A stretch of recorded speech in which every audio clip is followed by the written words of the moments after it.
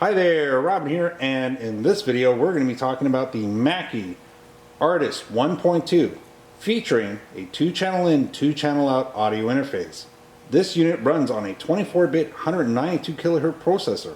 Software included are Pro Tools First, Waveform OEM, and Traction.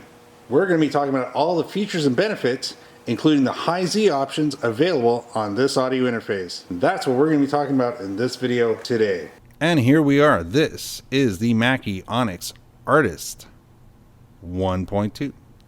So with this particular unit, it's incredible value. So you're going to get a lot of value and a lot of performance. If you're looking for how much can I get for as little as possible from a very reputable company, you are going to find yourself looking at this, the Artlist 1.2. It offers 24 bits and 192 kilohertz. If you don't know what that means, it means it's really good at processing the information and giving you a smooth, solid detail of audio back on your computer. I mean, that's really what it comes down to. How much detail and how much clarity and quality are you going to get? Well, when you're at 24 bits and 192, that's pretty much today's standard for really good stuff.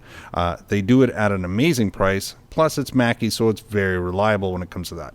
Now, when you're looking at the software packages, a lot of people, well, what comes included? Well, you do get Pro Tools First, which is a package that you can download and available, but they do have some little add-ons that are particular to Mackie and they're part of the package. You also get Waveform OEM, and Traction is also included in the software package that comes with it. Nice part is you do not need any special drivers to run every time, or if you're running a Mac or if you're running Windows 10, it'll pretty much be automatic if you have the internet. That's it. It'll download the drivers, it'll do all that.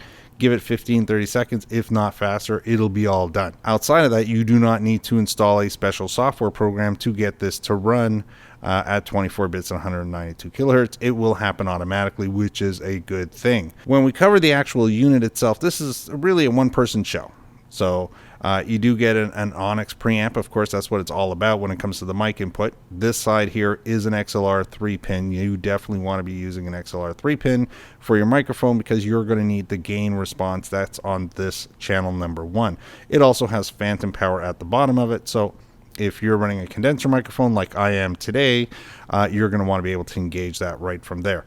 Also, the next channel is a 1/4-inch instrument. So if you want to run a guitar, you're going to need to push this button. See that? That's a little trick of play there. You can plug a guitar in here as well because it has a high Z built right into the actual unit, which is a really nice thing to have on an actual audio interface, is to have high Z. So now you can have your mic plugged in here, your guitar plugged in here, record track 1 for your vocals, record track 2 for your guitar, and you'll have it all there for you to work with on the computer. On this side, we have a button. By the way, none of these buttons flicker when you actually buy it. They only flicker because of the camera. So let's get that. They're not going to be flickering when you get it home. Right here, this is a direct monitor. This button here allows me to listen via my headphones, which are plugged in right here on the 1/4-inch. And the volume level for my headphones are located right here. But this button allows me to listen directly from the mic input straight out the headphones. So it's actually bypassing the actual computer and just listening directly to it. I'm using the software to monitor the quality of my actual recording today, so I really want to hear what I'm actually saying over the microphone. Am I too close to the microphone? Am I too far away from the microphone? That's what I want to be able to listen to, so that's why I have it set up that way. The big silver knob right here, this is important. This is your monitor outs. These are for the speakers that are going to be plugged in the backside for when you're playing back and you want to hear your actual recording. If you don't want to be wearing headphones, you can just plug in some monitors in the back. So that covers everything for the front. Now remember, there is a signal light on the actual unit. That one will turn red if you're overmodulated. So if I get real close to it right here, so I'm overloading the actual system and it's turning red. So that's something we want to avoid. Personally, right now, even though I'm set at about 90% on the actual gain for the microphone, I'm a comfortable 10 to 12 inches away from the condenser microphone I'm using today. Just as reference, we're not running any filters on this afterwards.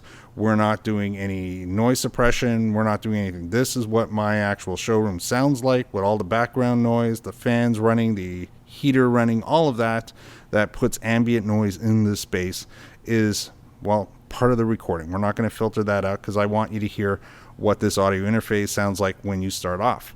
For the microphone, we didn't go and plug in a $600 microphone. We just plugged in a Pyle PD MIC70 condenser microphone. I use it in almost all the videos when I'm talking about audio interfaces or mixers, and that's to give you a standard reference point.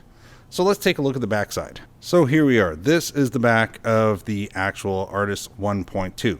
So we have a USB plug on this side here, which is a 2.0. We have a security lock mechanism right here, so if you need to lock it up for a school or something like that, or anywhere you're worried that someone might steal it from you, you can get locks for those. Very easily available on Amazon.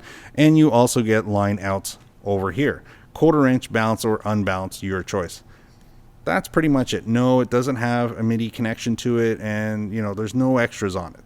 This is definitely for a podcaster or somebody who's just starting out and is looking for a really good audio interface to do the job for playing, music or talk or the spoken word or a live stream, or you just want something that you can plug your guitar into.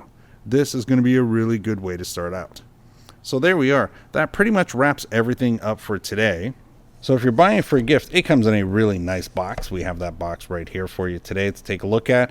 It does include the USB cable, and you do not need a power cord for it because it runs everything right off that USB cable. And Mackie is very reliable. The unit's all a steel box. It's real nice. It's, the knobs are solid. Everything works as advertised, which is really kind of important. And that's a big bonus because we know that Mackie can build some really nice products. Your consistency with this product is going to be there. So, well, I certainly hope this video helped you out a bit, and we'll call it a day. We'll see you on the next video. Thanks for watching, and bye for now.